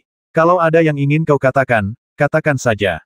Yang mulia abadi tanpa nama ada di dalam rekan Daois Li. Huo Yun terkejut kapan ini terjadi. Limuran mengulurkan jarinya dan vitalitas yang kuat berubah menjadi cahaya hijau dan melesat keluar, dan berubah menjadi sosok di aula, yaitu Zhao Wuming. Huo Yun sangat gembira dan bergegas maju untuk memberi penghormatan dewa kecil ini memberi penghormatan kepada Master Abadi Wuming. Master Abadi akhirnya bereinkarnasi dan terlahir kembali dengan selamat. Jika Master tahu, dia pasti akan sangat senang. Zhao Wuming melambaikan tangannya dan berkata, rekan Dewa Awan Api, apakah kau masih ingat apa yang terjadi di alam asal? Tolong beritahu kami. Huo Yun mengangguk dan mendesah pelan, tentu saja aku ingat. Selama puluhan ribu tahun terakhir, aku telah memimpikannya pemandangan itu berkali-kali, seringkali terbangun dari mimpi buruk. Saat itu, sang guru dan keempat makhluk abadi lainnya pergi ke alam asal untuk menyambut reinkarnasi sang abadi tanpa nama. Xiao Xian, Qiongqi, dan yang lainnya, yang menjadi tunggangan keempat makhluk abadi tersebut, juga memasuki alam asal dengan bantuan guru mereka masing-masing dan menemani mereka. Awalnya, semuanya damai. Namun suatu hari, Yang Mulia Abadi Bulu Emas menyadari bahwa musuh yang kuat telah muncul. Ia memerintahkan Qiongqi untuk mengerahkan seluruh kekuatan sucinya guna melepaskan kekuatan kehancuran. Di saat yang sama, Yang Mulia Abadi Bulu Emas juga mengerahkan seluruh kekuatannya untuk melepaskan kapak langit guna menghancurkan alam asal. Menurut sang guru, tujuan penghancuran alam asal adalah untuk menghancurkan jalur reinkarnasi Yang Mulia Abadi tanpa nama dan mencegah reinkarnasinya jatuh ke tangan musuh yang kuat. Apakah penampilan dan kemampuan musuh yang kuat itu sama persis dengan milikku? Tanya Zhao Wuming.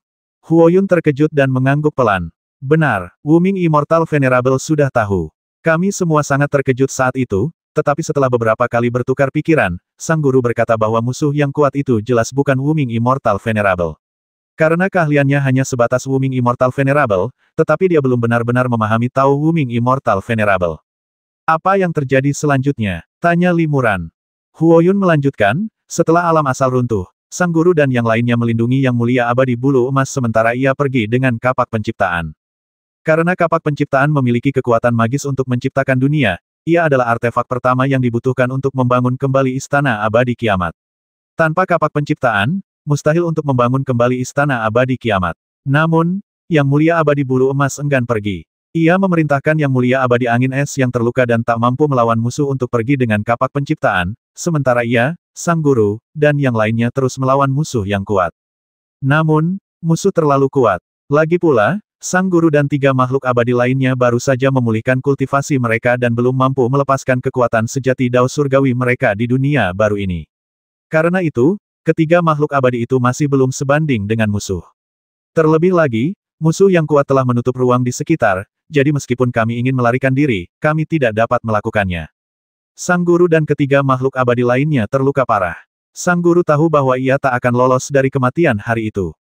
Untuk mencegah artefak jatuh ke tangan musuh yang kuat dan memberi kesempatan kepada kedua sahabat abadi lainnya untuk bertahan hidup, sang guru menggunakan Dao Surgawi terkuatnya, mengubah dirinya menjadi matahari, dan meledakkan api esensi matahari. Setelah menggunakan jurus ini, sang guru benar-benar kalah telak. Sebelum merapal mantra, sang guru menyuruh Xiao Xian untuk mencoba melarikan diri, tetapi Xiao Xian lebih memilih mati daripada pergi. Setelah sang guru menghancurkan dirinya sendiri, tubuh Xiao Xian pun ikut hancur. Tak seorang pun tahu apa yang terjadi selanjutnya. Setelah waktu yang tadi ketahui, Xiao Xian perlahan terbangun dan mendapati bahwa hanya tersisa sedikit jiwanya. Sisa jiwa ini telah menyatu menjadi sinar api esensi matahari, menjadi roh api. Zhao Wuming mengerutkan kening mendengar ini. Berubah menjadi matahari dan meledak sampai mati. Perilaku yang sangat kejam seperti ini pasti terdengar seperti sesuatu yang akan dilakukan oleh Yang Xianmu. Yingxian dan Jinyu, apakah kalian tahu apakah mereka masih hidup atau sudah mati? Huo Yun mendesah, tindakan Kaisar Abadi Yin Luosha bertentangan dengan tindakan gurunya, dan mereka selalu berselisih. Namun, ketika menghadapi musuh yang kuat di alam asal, kedua makhluk abadi itu berbagi hidup dan mati bersama, tanpa dendam sedikitpun. Ketika sang guru menghancurkan dirinya sendiri, Kaisar Luoxia tidak pergi, melainkan menghancurkan tubuh abadi surgawinya sendiri bersama gurunya, membentuk energi kacau yin dan yang paling kuat, berjuang untuk binasa bersama musuh yang kuat. Karena sang guru berkata bahwa musuh terlalu kuat, dan jika dibiarkan pergi, akan merugikan teman-teman abadi lainnya.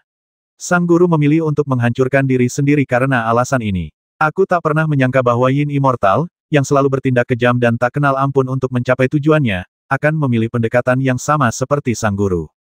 Zhao Wuming berkata dengan sedih, jadi, para dewa Yin dan Yang, yang selalu berselisih satu sama lain dan hampir menjadi musuh bebuyutan, sebenarnya memilih untuk menghancurkan diri mereka sendiri dan binasa bersama musuh mereka yang kuat. Huoyun mengangguk benar, namun, sisa jiwa Kaisar Yingxian Luoxia Xianzun dan sepotong tulang hantu masih tersisa. Sekarang, keduanya telah diperoleh oleh rekan Taois Nirvana ini dan digabungkan menjadi satu. Begitu, Niseng menghela napas dan berkata, sayangnya, jiwa abadi yang menyatu dengan jiwa abadi ini tidak lagi memiliki banyak ingatan dan emosi dari kehidupan sebelumnya, hanya beberapa keterampilan dan bakat yang diwariskan. Baru hari ini jiwa abadi ini mengetahui asal-usul jiwa abadi itu. Huoyun berkata, bagaimanapun juga, fakta bahwa tuanku dan Kaisar Abadi Luoxia dapat hidup dan mati bersama menunjukkan bahwa perseteruan mereka telah lama terselesaikan. Aku juga sangat senang melihat Kaisar Abadi Luoxia telah bertahan hidup dalam wujud lain. Apakah rekan Daois Jinyu masih hidup atau sudah meninggal? Tanya Zhao Wuming. Huoyun menggelengkan kepalanya. Aku tidak tahu apa-apa tentang apa yang terjadi setelah para dewa Yin yang menghancurkan diri mereka sendiri. Namun, kekuatan ledakan mereka terlalu kuat, berniat untuk binasa bersama musuh mereka yang kuat, tanpa memberi ruang gerak. Jika Yang Mulia Abadi Bulu Emas tidak melarikan diri tepat waktu, kemungkinan besar dia akan binasa bersama mereka. Zhao Wuming terdiam sejenak, lalu berkata pelan, kalau begitu, ketiga dewa itu seharusnya sudah musnah. Namun, darah suci Ibel Surgawi ternyata mengandung aura dewa Yin dan Yang. Ini agak aneh. Kurasa kita hanya bisa mulai dari darah Ibel Surgawi ini dan mencari tahu hubungan antara Ibel Surgawi dan dewa Yin dan Yang. Huoyun berkata, karena Yang Mulia Abadi tanpa nama telah bereinkarnasi, aku akan mematuhi perintahnya.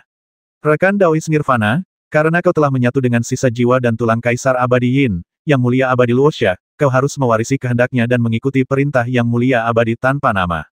Niseng berkata dengan santai, jiwa abadi yang kugabungkan telah kehilangan ingatannya tentang kehidupan sebelumnya, jadi tidak ada cara untuk membicarakan warisan apapun. Namun, aku berutang budi padamu, Li Daoyou. Karena kau terlibat, aku tentu saja bersedia bergabung dan melakukan bagianku. Li Muran mengangguk pelan. Terima kasih, rekan-rekan abadi. Kami akan menyelidiki dengan saksama untuk melihat apa hubungan Sekte Ibel Surgawi ini dengan Dewa Yin dan Yang. Saya memegang posisi tinggi di Sekte Ibel Surgawi, jadi mungkin saya bisa menemukan beberapa cara mudah untuk mengungkap rahasia mereka. Para dewa berbicara selama 1 atau 2 jam, lalu masing-masing pergi. Li Muran memanggil kelompok bawahannya berikutnya. Tak lama setelah Niseng kembali ke guanya, seorang kapten bernama Jia datang menemuinya. Niseng sempat berkomunikasi dengannya, tetapi mereka bukan teman dekat. Kapten Jia berseri-seri, kudengar rekan Daois ini dipilih oleh komisaris transportasi yang baru untuk menjadi salah satu dari 10 bawahan kepercayaannya. Komisaris transportasi memegang posisi kekuasaan yang tinggi, dan masa depan rekan Daois ini akan segera meroket. Setelah mendengar ini, aku datang untuk mengucapkan selamat kepadamu. Niseng tersenyum tipis, terima kasih, sahabat abadi Jia. Namun, meskipun pangkat utusan pengangkut tidak rendah, kultivasinya hanya sedikit lebih tinggi dari kita, bukan setingkat dewa emas seperti utusan pelindung lainnya. Lagi pula, utusan itu baru saja bergabung dengan sekte dan belum memiliki banyak pengalaman. Aku khawatir akan sulit baginya untuk membimbing kita. Kapten Jia tersenyum misterius dan berkata, bagaimanapun, bukan hal yang buruk untuk disukai oleh utusan itu. Lihat, kesempatan yang sudah siap ada di depanmu, rekan Taois Ni. Niseng mendengar makna terdalam dari kata-kata pihak lain dan bertanya, oh, kesempatan apa yang kau miliki? Mohon beri aku saran, Jia Abadi. Kapten Jia berkata, pengangkut transportasi yang baru ini hanya berada di level Dewa Agung, tetapi dia sudah diberi posisi setinggi itu tepat setelah bergabung dengan sekte kita, sejajar dengan para tetua Dewa Emas. Orang seperti itu pasti memiliki kualitas yang luar biasa. Banyak tokoh penting di sekte kita yang sangat tertarik dengan pengangkut transportasi yang baru ini. Karena rekan Daois ini telah menjadi bawahan pengangkut transportasi, kau pasti akan memiliki banyak kesempatan untuk mendekatinya. Jika kau bisa menemukan petunjuk apapun, aku yakin tokoh-tokoh penting itu akan bersedia menawarkan hadiah besar sebagai imbalan atas informasi itu. Sambil berbicara, Kapten Jia mengeluarkan sebuah kotak giok dari lengan bajunya. Di dalamnya terdapat sekitar selusin batu abadi berkualitas tinggi. Bagi para dewa sejati biasa, batu abadi berkualitas tinggi cukup berguna dan mahal. Jika digabungkan, selusin batu abadi berkualitas tinggi ini cukup berharga dan dapat dengan mudah membuat siapapun terkesan. Ini hanya titipan, kata Kapten Jia, selama rekan Daoisni terus mengintai di samping utusan transportasi dan melaporkan setiap pergerakannya kepada kita kapan saja, akan ada persediaan harta karun yang stabil di masa depan. Aku, Jia, tak akan pernah iri dengan kesempatan seperti ini. Niseng mengangguk sedikit tanpa berkomentar dan berkata, bolehkah saya bertanya senior mana yang memerintahkan Kapten Jia untuk datang menemui saya? Kapten Jia berkata dengan tegas, sampai rekan Daoisni setuju, saya tidak bisa mengungkapkan terlalu banyak. Niseng meliriknya dan tersenyum. Kalau kau ingin memata-matai rahasia pelindung agama, jumlah batu abadi ini mungkin tidak cukup. Aku penasaran, berapa banyak keuntungan yang diterima Jia Xianyu sebagai perantara ini. Kurasa setengah dari batu abadi itu sudah jatuh ke tangan Jia Xianyu. Ekspresi Kapten Jia sedikit berubah, lalu ia terkekeh datar dan berkata, haha, tidak ada yang bisa disembunyikan dari rekan Daoisni. Baiklah, aku akan mengambil semua batu abadi yang tersisa. Aku hanya ingin menyelesaikan misi ini, dan memanfaatkan kesempatan untuk memperkaya diri sendiri adalah hal sekunder. Setelah mengatakan itu, Kapten Jia mengeluarkan kotak giok yang berisi lebih dari selusin batu abadi bermutu tinggi dan menyerahkannya kepada Niseng. Niseng tidak ragu menerima kotak-kotak giok itu.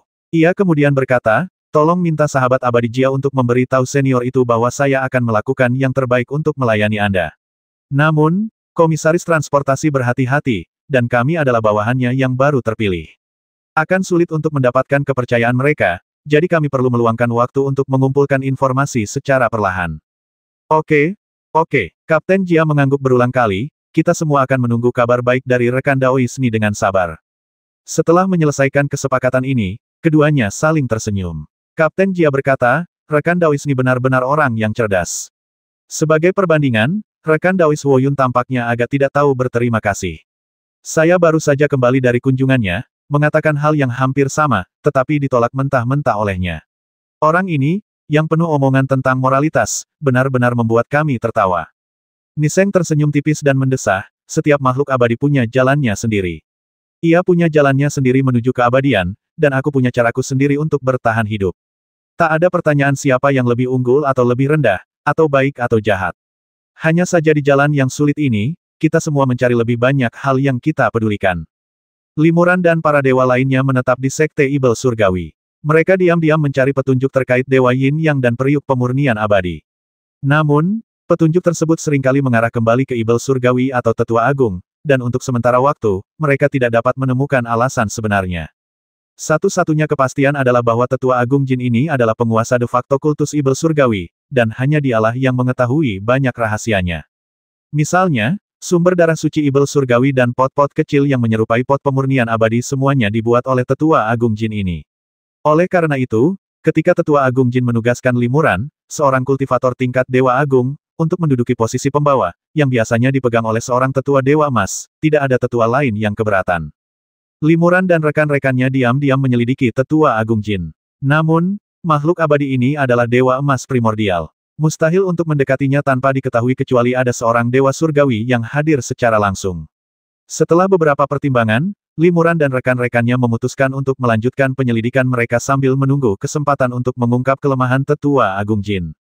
Beberapa bulan kemudian, seorang pelindung Dewa Emas tahap awal kembali ke altar Ibel Surgawi bersama sekitar 100 pengikutnya. Mereka telah menjalankan misi yang cukup berbahaya, dan kurang dari 2/3 kultivator kembali dengan selamat. Oleh karena itu, Tetua Agung Jin secara pribadi memimpin para dewa untuk menyambut para pahlawan ini dan mengatur upacara penyambutan bagi mereka. Limuran dan para dewa lainnya juga menghadiri upacara tersebut. Namun, ketika Tetua Jin memperkenalkan Limuran kepada utusan tersebut, raut wajahnya tiba-tiba berubah, dan ia berseru dengan marah, dari 12 pelindung sekte, utusan transportasi berada di peringkat ke-11, dan aku, utusan Feng Hua, berada di peringkat terakhir. Mungkinkah aku, seorang utusan, telah mempertaruhkan nyawaku demi sekte ini, hanya untuk berada di bawah dewa sejati yang lebih muda? Tetua Jin buru-buru berkata, Li Taixian bukan dewa sejati biasa.